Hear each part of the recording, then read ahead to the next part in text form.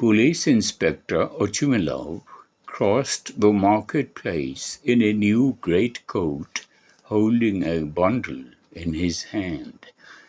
After him strode a red-haired constable carrying a sieve filled to the brim with confiscated gooseberries. All around was silence. There was not a soul in the marketplace. The open doors of small shops and taverns gaped drearily out at God's world like so many hungry jaws. There were not even any beggars standing near them. All of a sudden, the sound of a voice came to Ochumilov's ears. "So you'd bite, would you, you cur? Don't let it go, lads. Biting is not allowed nowadays. Hold it. Oh!" A dog's whine was heard. Ochumilov glanced in the direction of the sound, and this is what he saw. A dog came running out of the timber yard of the merchant Pichugin on 3 legs, pursued by a man in a starched print shirt and an unbuttoned waistcoat, his whole body bent forward. The man stumbled and caught hold of the dog by one of its hind legs. There was another whine, and again a shout of, "Don't let it go." Drowsy faces were thrust out of shops, and in no time a crowd which seemed to have sprung out of the earth had gathered around the timber yard. "Looks like a public disturbance, Your Honor," said the constable. Ochumilov turned and marched up to the crowd.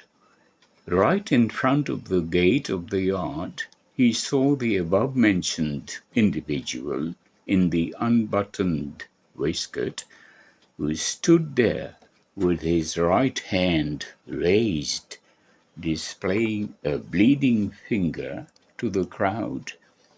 The words, "I'll give it to you, you devil," seemed to be written on his tipsy countenance, and the finger itself looked like a banner of victory. Ochumilov recognized in this individual Krukin, the goldsmith. In the very middle of the crowd, its 4 legs well apart, sat the culprit, its whole body a tremble, a white borzoi pup with a pointed nose and a yellow spot on its back. In its tearful eyes was an expression of misery and horror. "What's all this about?" asked Ochumilov, shouldering his way through the crowd. "What are you doing here? Why are you holding up your finger? Who shouted?" "I was walking along, Your Honor, as quiet as a lamb," began Krukin, coughing into his fist. "I had business about some wood with Mitri Mitrich here, and suddenly, for no reason whatever, that nuisance bit my finger. Excuse me, but I'm a working man. Mine is a very intricate trade. Make them pay me compensation. Perhaps I won't be able to move this finger for a week. It doesn't say in the law, Your Honor, that we have to put up with ferocious animals. If everyone's to start biting, life won't be worth living." Well, said Ochumilov severely, coughing and twitching his eyebrows. Well, well, whose dog is it? I shan't leave it at this. I'll teach people to let dogs run about. It's time something was done about gentlemen who are not willing to obey the regulations. He'll get such a fine, the scoundrel. I'll teach him what it means to let dogs and cattle of all sorts rove about. I'll show him what's what.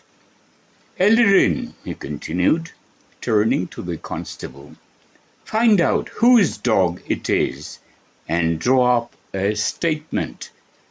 And the dog must be exterminated without delay. It's probably mad. Whose dog is it, I ask? I think it belongs to General Zigalov, said a voice from the crowd. General Zigalov? Help me off with my coat, Ellerin. Phew, how hot it is. It must be going to rain. He turned to Kukin. One thing I don't understand. How did it happen to bite you? How could it have got at your finger? Such a little dog, and you such a strapping fellow. You must have scratched your finger with a nail and then taken it into your head to get paid for it. I know you fellows, a set of devils. He burned the end of its nose with a lighted cigarette for a joke, Your Honor. And it snapped at him, it's nobody's fool. That Kukin's always up to some mischief, Your Honor. None of your lies, Squinty. You didn't see me do it, so why lie? His Honor is a wise gentleman. He knows who is lying and who is telling a God's truth. May the justice of the peace try me if I'm lying. It says in the law, all men are equal now. I have a brother in the police myself, if you want to know. Don't argue.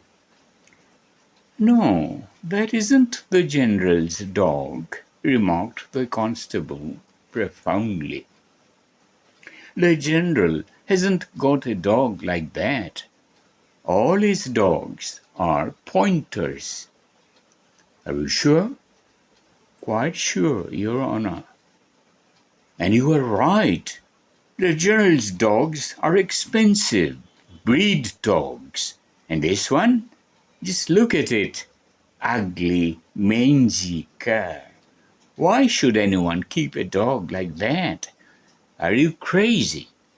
If a dog like that were to find itself in Moscow or Petersburg, do you know what would happen to it? Nobody would worry about the law. It would be got rid of in a minute. You are a victim, Kukin, and mind, you don't leave it at that. He must be taught a lesson. It's high time. Perhaps it is the general's after all, said the constable, thinking aloud. You can't tell by looking at it. I saw one just like it in his yard the other day. Of course, it's the general's, came the voice from the crowd. Help me on with my coat, Ellerin. I felt a gust of wind. I am shivery. Take it to the generals and ask them. Say I found it and sent it, and tell them not to let it into the street. Perhaps it's an expensive dog, and it'll soon get spoiled if every brute thinks he can stick cigarettes into its nose. A dog's a delicate creature. And you, put down your hand, blockhead.